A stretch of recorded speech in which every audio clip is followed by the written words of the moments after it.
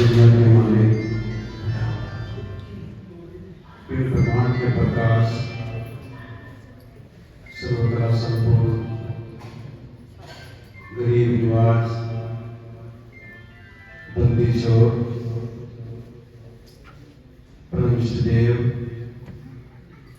जगत गुरु सतगुरु रविदास जी महाराज, सतगुरु स्वामी शरणदास जी महाराज, गुरु प्यारे शासन जी, जिस पावन पवित्र स्थली पर आप बैठे हैं, ये पावन पवित्र स्थली बाबा पीपलदास जी, सतगुरु स्वामी शरणदास महाराज जी की चरण छू पावन पवित्र स्थली है, जहां आज रविदास या धर्म प्रचार स्थान शोभायमान है, जहां से आज विभिन्न प्रकार से प्रचार सामग्रियां पूरे भारत और भारत के बाहर अन्य मुल्कों में पहुंच रही है। और बड़ा सौभाग्य है कि जो हम रविदास या धर्म की जो बात कर रहे हैं, सतगुरु स्वामी शरणदास महाराज जी की कृपा आशीर्वाद से 633वीं जयंती के शुभ अवसर पर 2010 में इन महान शख्सियत सुरेंद्रदास बाबा जी के मुखारबिंद से ही हुई थी। और आज इन्हीं की असीम कृपा से पूरे देश में,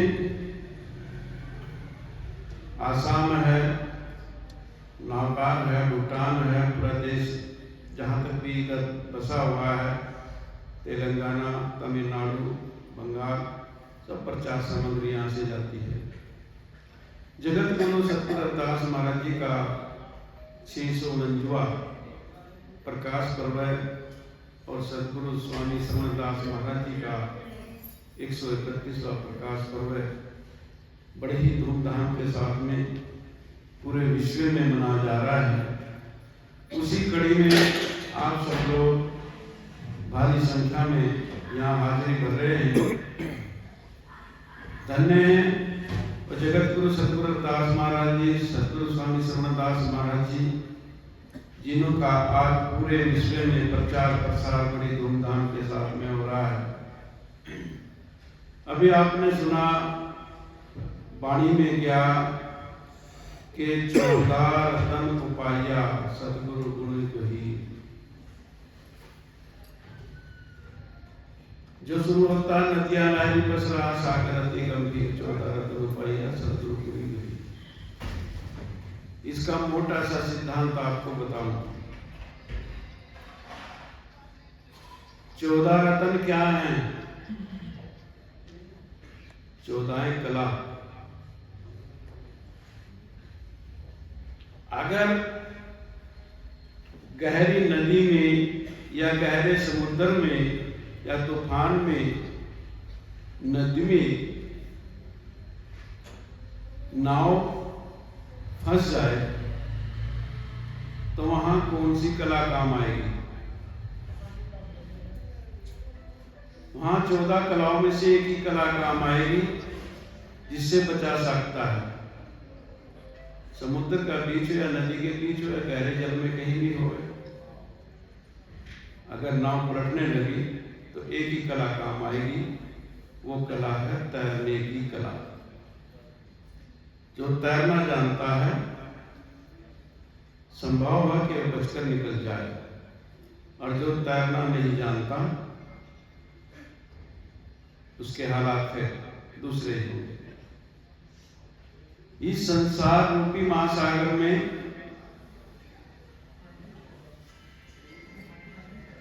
इसमें आकर के जो मानव देह धारण करके यहाँ आए हैं, अगर वो एक कला से चूक गए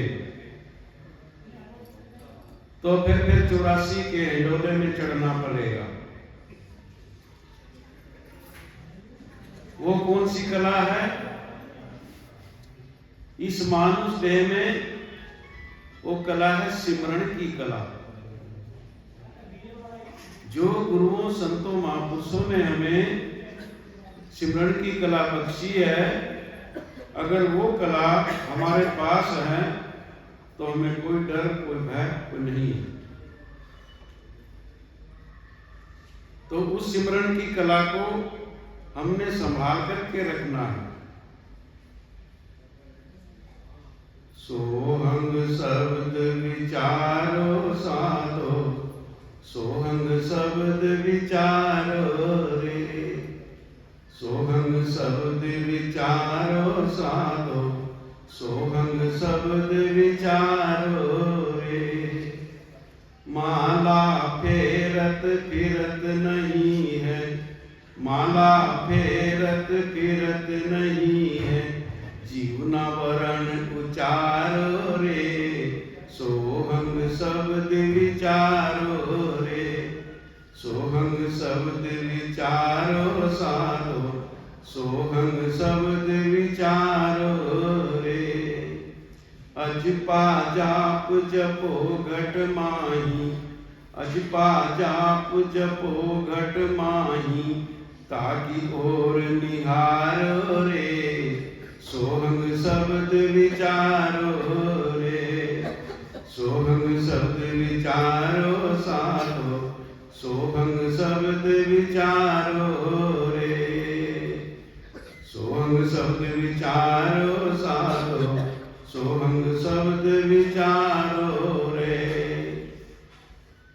अहम अक्षर से सांस उठाओ, हंग अक्षर से सांस उठाओ, सो से जाप बिठाओ रे, सोहंग शब्द उचारो रे, सोहंग शब्द विचारो साधो, सोहंग शब्द विचारो रे।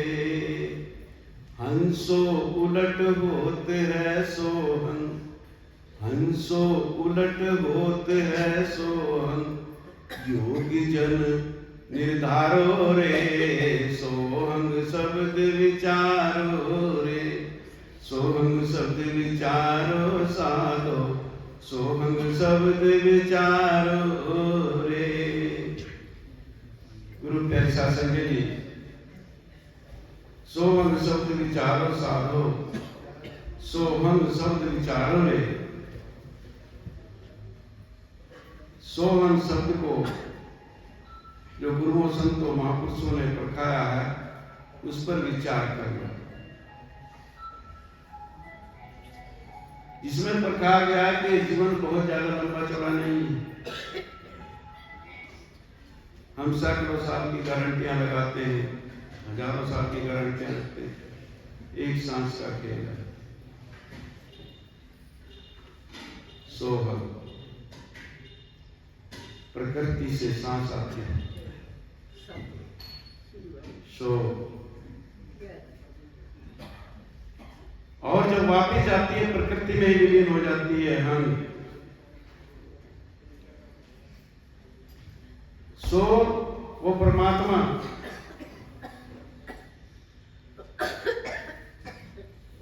हंग अहम मैंने में जो आप श्योम है, जो अरदास में पहले पढ़ता, तो ही मोही मोही तो ही अंतर कैसा। इसको आप अभ्यास करो, घर में बैठो, गाओ, खाना बना रहे हो, झाड़ू लगा रहे हो, पोछा लगा रहे हो, आटा गूंद रहे हो, सब्जी बना रहे हो, कि खेत में काम कर रहे हो, कि दफ्तर में काम कर रहे हो, जाप चल रहा है। अपने जो पाप दोष अगर हैं वो भी कट जाएंगे। पता नहीं चलता, इन आंखों से नहीं दिखता। आंख तो यंत्र है, देखने का यंत्र ही तो है ये आंख, लेकिन आंखों से देखने वाला तो कोई और है, वो अंदर है। वो परमात्मा कानों से भी नहीं सुनता। कान तो सुनने का एक यंत्र है, कम ज्यादा होता रहता है। लेकिन इन कानों से सुनने वाला, इस यंत्र से सुनने वाला अंदर इस देह के अंदर बैठा हुआ है। नासिका से गंध और सुगंध लेते हैं। नासिका की यंत्र है, लेकिन इस यंत्र से गंध और सुगंध लेने वाला अंदर बैठा हुआ है। जिह्वा से हम बता देते हैं कि खट्टा है, मीठा है, चटपटा है, खारा है, कुछ भी बता देते हैं, लेकिन जिह्वा की यंत्र है। इस यंत्र से जो अनुभव करता है वो अनुभव करने वाला अंदर है। मेरे को क्यों कहना पड़ रहा है? क्योंकि भाई लोग, माताएं, बहन, बेटियां उस सत्ता को बाहर खोजते हैं, बाहर ढूंढते हैं। कोई नदियों में, कोई नालों में, कोई गुफाओं में, कोई तीर्थों में, कोई व्रतों में। वो सत्ता अंदर है जिसको हम बाहर खोजते हैं, जिसके लिए हम भटक रहे हैं। जगत गुरु सतगुरु रविदास महाराज ने भटकना बंद कर दिए, बिल्कुल साफ सुथरा रास्ता करके हमको दे दिया। बाहर खोजत का बिरे घट भीतर ही खोज, रविदास मनिसाल कर दे पिया को खोज। हे भाई, जिस परम सत्ता को तू बाहर खोजता फिरता है, वो परम सत्ता बाहर नहीं है, तेरे अंदर। और आखिर में जोर दे करके फैसला सुना दिया, घटमा ही न प्रभु रविदास समारो राम, सोई पूजे राम को जो होवे नाम। वो घट में ही। अब मैं कई बार पहले भी कह के गया, ये कैसे पता चलेगा कि घट के अंदर ही है? आप सब पढ़े लिखे बुद्धिजीवी हैं, सब समझते हैं, जानते हैं। अगर मैं थोड़ी सी झलक आपको दिखाऊं, बताऊं, तो आप ही फैसला करोगे कि जिस परमात्मा को, जिस परम सत्ता को हम बात खोजते हैं, वो परमात्मा, वो परम सत्ता कहां है? आप थोड़ा विचार करना। अगर किसी को प्यास लगी, उसको पास वाला मंडी आके बताएगा तेरे को प्यास लगी, भाई पानी पी ले, कि अंदर से पता चलेगा? ईमानदार से बताओ, अंदर से पता चलेगा कि बाहर से पता चलेगा प्यास लगी? अंदर से पता चलेगा। अगर किसी को भूख लगी, कोई दूसरा नहीं बताएगा, तू भोजन ले ले भाई, प्रसादा चख ले, तो भूख लगी नहीं, अंदर से ही पता चलेगा। भूख लगी अंदर से पता चलेगा, प्यास लगी अंदर से पता चलेगा, ठंड लग रही है ये कपड़े पाएंगे, अंदर से पता चला, किसने नहीं पता? गर्मी लगेगी, एसी पंखे यूज करेंगे, अंदर से पता चलेगा कि गर्मी होगी। सुख का भी अंदर से पता चलता है, दुख का भी अंदर से पता चलता है। सब कुछ अंदर से पता चल रहा है। अंदर से क्यों पता चल रहा है? कभी विचार किया? अंदर से इसीलिए पता चल रहा है कि जानने वाला ही अंदर, जानने वाला ही अंदर है, इसलिए अंदर से पता चल रहा है। अगर जानने वाला अंदर से बाहर हो गया फिर क्या होगा? वाणी क्या करती? जब व्रत रहे साथी थाके तब को व्रत चलावे, नाम बिन सभी थाके मन मंगल नहीं गावे। 5 तत्व का यंत्र साथ जो कर दे उक्त निवासा, चरण कमल लाइए है गुरु गावे रविदास। रविदास महाराज ने सवाल खड़ा कर देते हैं, अगर जानने वाला जो अंदर है वो बाहर हो गया तो कर्म इंद्रियां, ज्ञान इंद्रियां कुछ भी काम नहीं करेंगी, कुछ भी काम नहीं करेंगे। जो ये हमारा जो शरीर है, 5 ज्ञान इंद्रियां, 5 कर्म इंद्रियां और 5 तत्व है, 15 और चतुष्ट है, मन चित्त बुद्धि अहंकार, जिसको सूक्ष्म देह बोलते हैं, जिसके सहारे अपनी देह का निर्माण होता है। 19 है, 5 ज्ञान इंद्रियां, 5 कर्म इंद्रियां, 5 तत्व और चतुष्ट मिलाकर के 19 हुई। तो 19 से भी हमारा कल्याण नहीं है, 19 को भी हम सुलझा नहीं सकते। एक थोड़े से दृष्टांत के माध्यम से समझना। एक किसान के पास में 19 ऊंट थे, 19 ऊंट, और उसने अपनी वसीयत में यह लिखा कि मेरे जाने के बाद में जो मेरे 19 ऊंट है, मेरे बड़े बेटे को आधे दे देना, ये मेरी प्रॉपर्टी है। मेरे जो बीच का बेटा है उसको चौथाई दे देना, और जो छोटा बेटा है उसको 5वां हिस्सा दे देना। ऊंट है 19, बांटने 3 जगह, बड़े वाले को आधे देने, कैसे बांटेंगे? 19 के आधे कैसे करोगे?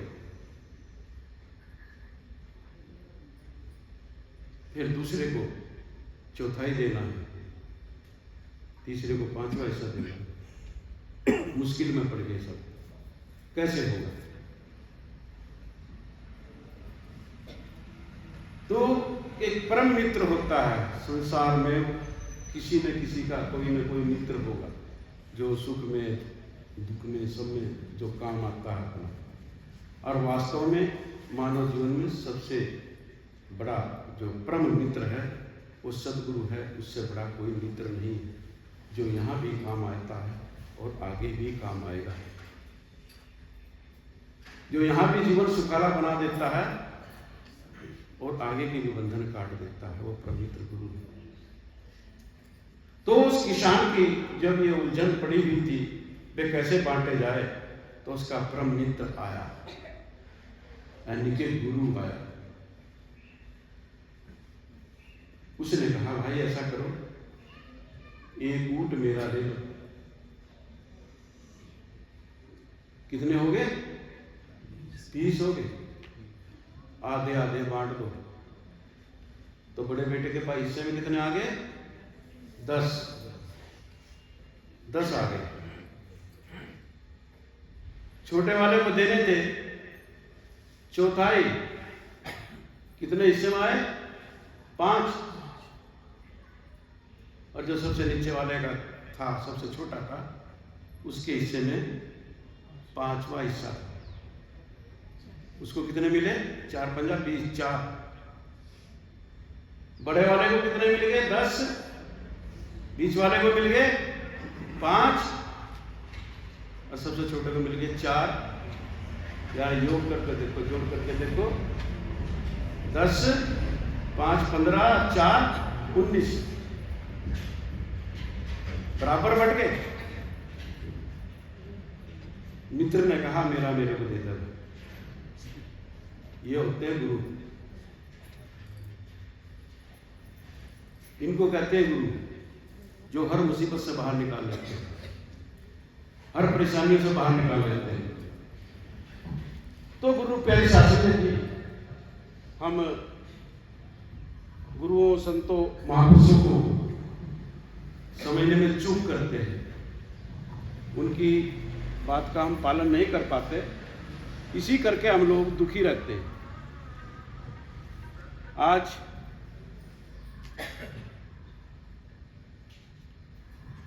अभी ऊपर बैठा हुआ था, कुदरती जब ऊपरले कमरे में जाओ ना, और महाराज जी के पास बैठ कर कुछ अलग से ही अनुभव होता है, अलग से ही कुछ होता है। जबकि मैं तो सारे में घूम के आता हूँ। तो मैंने 2 लाइन लिखी, महाराज जी भी बैठे देख रहे थे, क्या लिख रहे? सतगुरु से बढ़कर कोई देवा नहीं तुम्हारा, सतगुरु से बढ़कर कोई देवा नहीं तुम्हारा, देवों के देव यही है, कर सेवा देख नजारा। यही चरण पा करके गए थे, फिर किसी न किसी रूप में यही आकर के बैठ गए। देवों के देव यही है, कर सेवा देख नजारा। सतगुरु से बढ़कर कोई देवा नहीं तुम्हारा। देवों के देव यही है, कर सेवा देख नजारा। देख हिडोला कुदरत का ऊपर नीचे घूम रहा। देख हिडोला कुदरत का ऊपर नीचे घूम रहा। 84 के हिडोले में जीव सभी यहाँ झूल रहा। 84 के हिडोले में जीव सभी यहाँ झूल रहा। जिन सतगुरु की सेवा कर ली, जिन सतगुरु की सेवा कर ली, हो जाता भव पारा। देवों के देव यही है, कर सेवा देख नजारा। देवों के देव यही है, कर सेवा देख नजारा। सतगुरु से बढ़कर कोई देवा नहीं तुम्हारा। देवों के देव यही है, कर सेवा देख नजारा। सेवक बनकर सेवा कर ले, असली मित्र यही है। सेवक बनकर सेवा कर ले, असली मित्र यही है। दीपक ले ढूंढो जग सारा, सतगुरु सा मित्र नहीं है। दीपक ले ढूंढो जग सारा, सतगुरु सा मित्र नहीं है। अंत समय तक साथ निभाए, अंत समय तक साथ निभाए, करते भव से पारा। देवों के देव यही है, कर सेवा देख नजारा। देवों के देव यही है, कर सेवा देख नजारा। सतगुरु से बढ़कर कोई देवा नहीं तुम्हारा। आज गुरु की सेवा करके कर लेंगे अजब नजारा। आज गुरु की सेवा करके कर लेंगे अजब नजारा। बड़े भाग सतगुरु आए, करने जग उजियारा। बड़े भाग सतगुरु आए, करने जग उजियारा। जिन सतगुरु को पूज लिया है, जिन सतगुरु को पूज लिया है, पूज लिया जग सारा। देवों के देव यही है, कर सेवा देख नजारा। देवों के देव यही है, कर सेवा देख नजारा।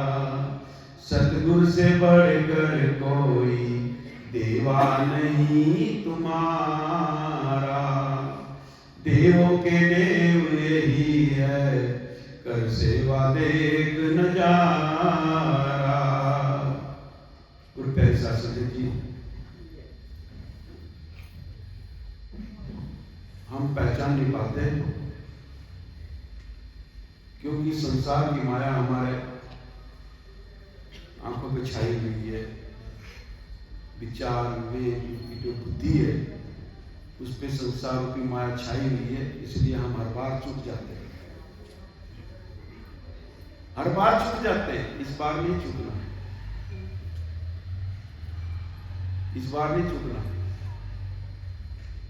बड़ी मुश्किल से समय मिला है, सत्संग मिला है, गुरु मिले हैं, इतना उच्चा ज्ञान मिला है।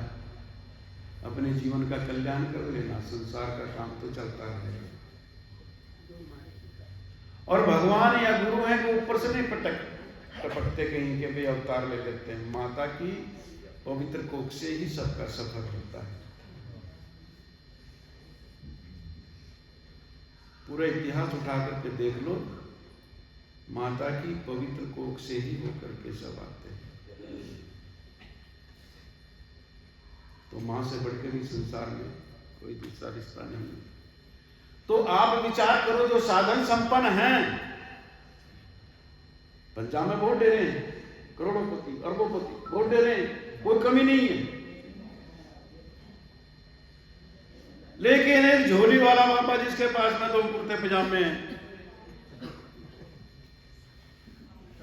वो झोली वाले बाबा ने पूरे देश में प्रचार सामग्री पहुंचा दी। क्या एक कम चमत्कार है?